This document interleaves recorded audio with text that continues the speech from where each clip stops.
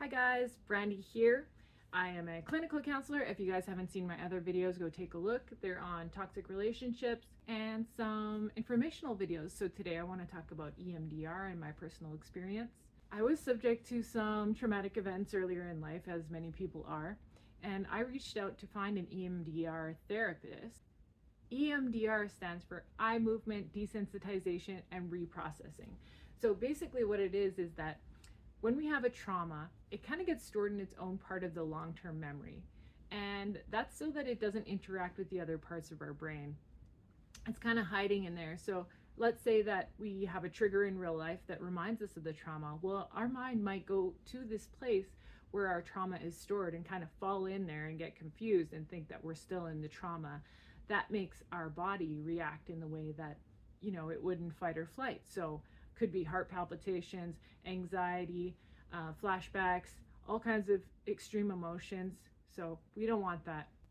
What happens next is that if we want to move this traumatic event from that part of the memory into something where we can kind of think more rationally about it and maybe even erase some of those difficult emotions that are attached, the flashbacks, these kind of things, what we have to do is go to an EMDR therapist and use their technique. Basically, the therapist would come to us and say, can you imagine an image that is a still life photo of what you've went through that would represent the trauma?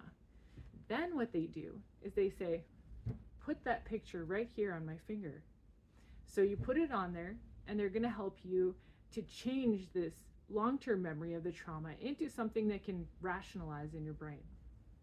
So they put the picture here, and so you imagine the picture there, and then you want to follow the lines of the hand moving. This is called the bilateral stimulation. So when they were doing it to me, it was like this. And so I was imagining a picture on there and the feelings associated with it, which were really high anxiety. And I was moving it back and forth and continuing to think of it, and the picture was getting more faded and more faded. At some point they paused, and he said, what's coming up for you now? How are you feeling now? So then you would say, put a new picture or the same picture on my hand, and I'm going to go do the bilateral stimulation, and then it's going to fade and fade and fade. And so he did this 3 times, and by the end, I could barely see the picture. I could barely feel the feeling that went with it.